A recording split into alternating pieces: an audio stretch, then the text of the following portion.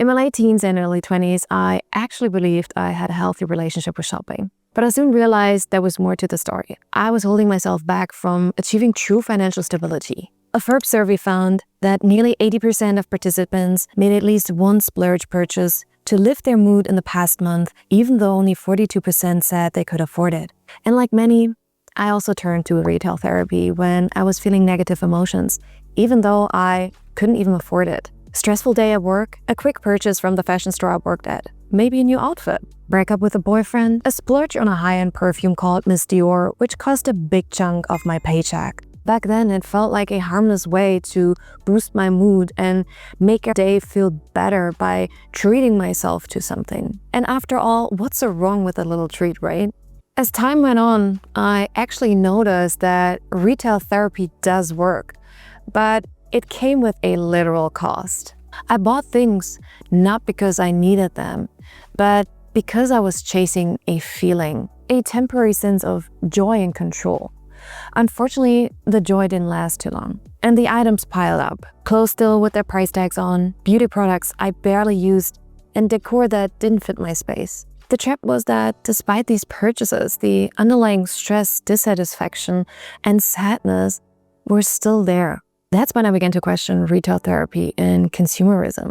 Was it really therapeutic and helpful, or just a quick fix for deeper emotional challenges I wasn't addressing? I really thought I understood the psychology of shopping. After completing a 3-year apprenticeship in fashion sales, I became a store manager and learned all about pricing strategies and marketing tactics. I was actually super confident in my ability to spot these tricks and avoid overspending. Yet, like millions of others, I found myself drawn to the empty promise of buying my way into happiness. Shopping was my escape, and it was a way for me to feel in control when everything else seemed uncertain. The logic is actually very simple. When life feels overwhelming, shopping creates like a sense of control and a quick burst of happiness. The turning point came after a particularly stressful week, when I walked into a store and told myself I deserved a reward. A few hours, I felt the rush of excitement and even a little sense of accomplishment. But when I unpacked my things at home, I noticed that the thrill disappeared quite quickly. And instead, I felt guilt and frustration. I was also asking myself, why did I spend so much money on things that I didn't even want that much? So that was really a moment of clarity, because I noticed that retail therapy didn't really help me to heal. It was distracting me from what I really needed to address. So how did I change things around?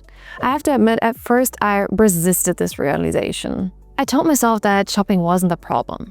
My circumstances were.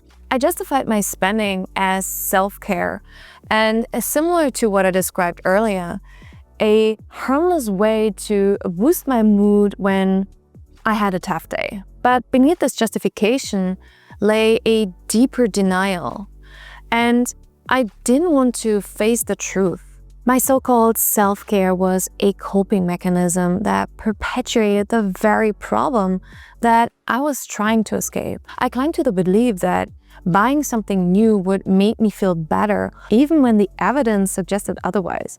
In psychology, this phenomenon is called cognitive dissonance, the discomfort a person feels when their behavior doesn't align with their values or beliefs. I began rationalizing my behavior by adding layers of reasoning, like, I deserve this because I had a hard day, or I'm investing in myself. Selective perception fueled this cycle because I was focused on the fleeting joy that came with these new purchases while ignoring my financial goals and the nagging emptiness that always crept back in. Confirmation bias also played its part because I sought out stories from fashion bloggers back then in the early 2000s that actually promoted retail therapy as empowering. And I ignored the growing evidence that it was more harmful than helpful. But to be honest, the pattern was hard to ignore because the more I relied on retail therapy, the more I realized that it wasn't fixing anything. The stress, emptiness, and sadness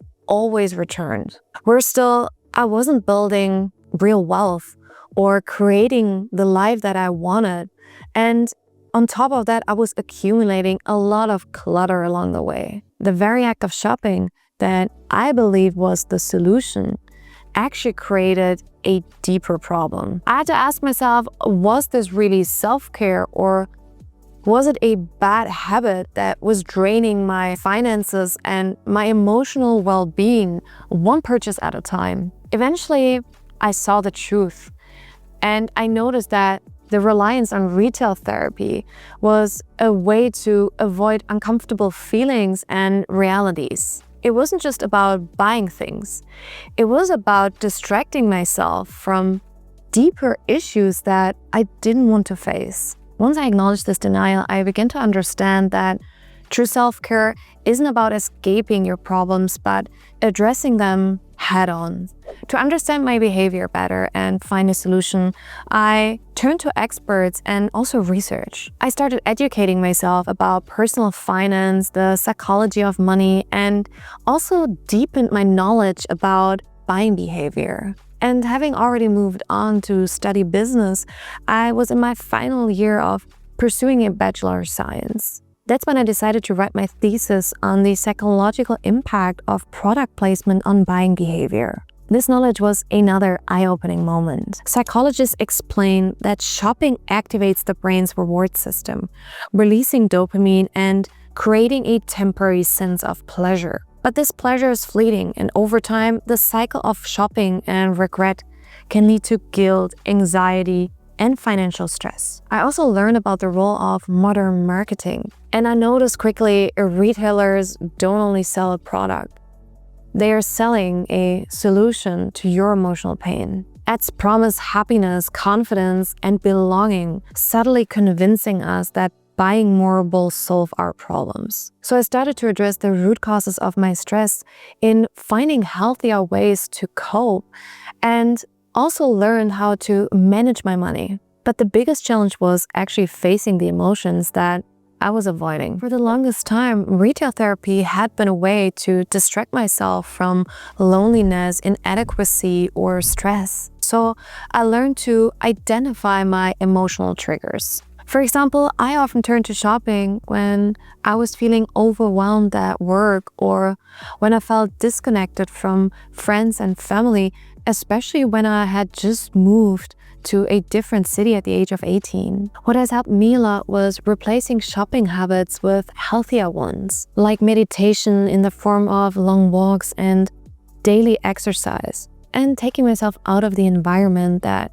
perpetuates this cycle of shopping. I decided to leave the fashion industry to start my career in tech sales. Later down the line, I also developed a two-step framework that supported me in making smarter buying decisions. I started thinking of purchases in terms of how many hours of work they represent. With that, you can assess if the item is truly worth the time and effort you're investing. It provides a concrete measure of value, and it helps you to become more mindful of how you spend your money. To do that, you first want to determine your hourly rate. Start with your monthly salary, let's say $2,500 after tax. To get your weekly salary, divide the monthly amount by 4. That equals $625 per week. Then determine how many hours you work per week. For example, if you work 40 hours a week, your hourly rate would be roughly $16.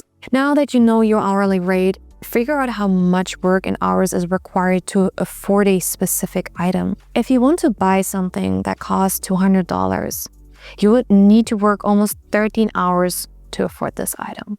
This helps you decide whether spending that time at work is worth the item in the long run by making you aware of how much effort goes into making that money. Breaking free from retail therapy actually transformed my life in ways that I could have never imagined, because it led me to true financial stability and control. Since then, I've started building wealth, fully paid off my student loan, and prioritized spending on experiences that bring genuine joy, like traveling, activities, and living in different countries. I no longer rely on shopping to manage my emotions or define my self-worth. Instead, I've built a life centered around meaningful connections, personal growth, and intentional living. But all of my insights on retail therapy won't help if you're still struggling with impulse buying. So make sure to watch this video up here, or this one about tips on how to save money. If you found this video helpful, it would mean the world to me if you give this video a thumbs up, hit the notification bell, as well as the subscribe button, and